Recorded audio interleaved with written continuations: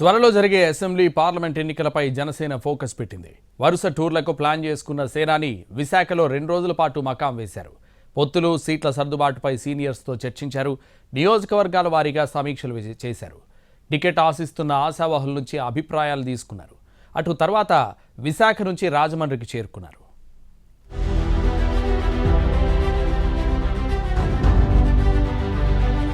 Janasena party chief Pawan Kalyan party కార్యక్రమాల్లో దూకుడు పెంచారు.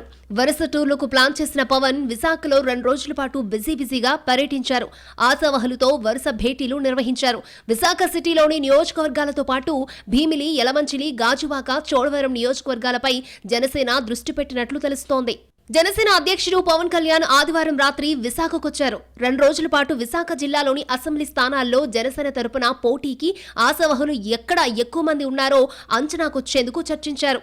ఉమ్మడి ఉభయ గోదావరి జిల్లాల తర్వాత పవన్ ఎక్కువగా ఆశలు పెట్టుకున్నది విశాఖపైనే కావడంతో ఇక్కడే ఎక్కువ సీట్లలో పోటీ చేయాలని నిర్ణయానికొచ్చారు.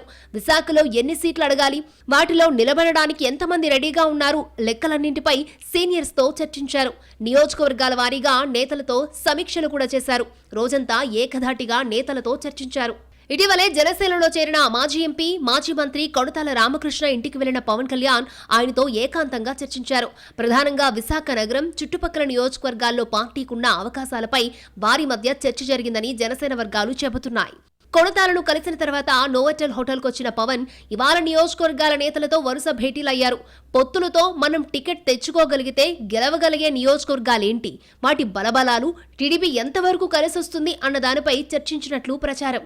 విశాఖ టూర్ ముగించుకున్న పవన్ రాజమండ్రికి చేరుకున్నారు.